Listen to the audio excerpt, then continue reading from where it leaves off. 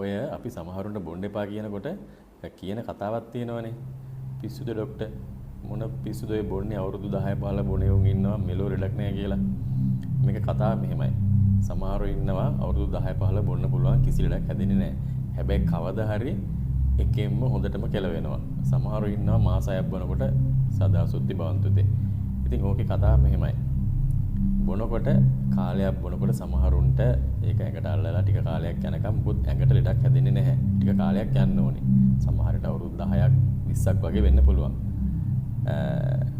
අරක්කු බොනකොට cirrhosis විතරක් නෙමෙයි හැදෙන්නේ. හරිද?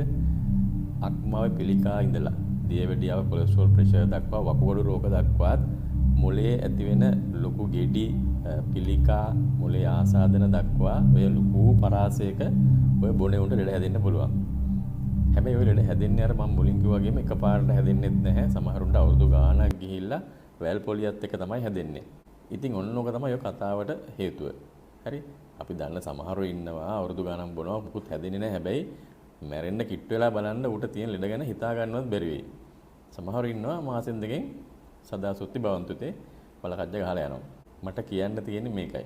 ඔයා බොන්නේ නැත්නම් බොන්න හිතන්නවත් එපා. හරිද? ඔයා දැනටමත් බොන එකෙක් නම් වහාම මේ බොන එක නවත්තන්න.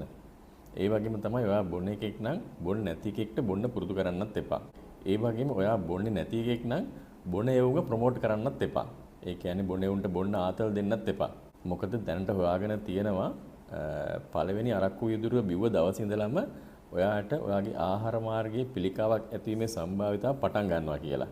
ඒ නිසා කරුණා කරලා කියන්නේ ඔය මොකා කොච්චරකල් කොහොම බිව්වත් ඔයා බොන්නේ නැත්නම් බොන්න එපා. ඒ වගේම ඔයා දැනටමත් බොනවා නම් අනිවාර්යයෙන්ම බොන එක නවත්තන්න. ඔය බීලා ගන්න ආතල්යකට වැඩිය මේ ලෝකේ ඕන තරම් ආතල් ගන්න තියෙනවා. මම නම් කියන්නේ ආසාවට ඉඳලා හිටලවත් බොන්න එපා.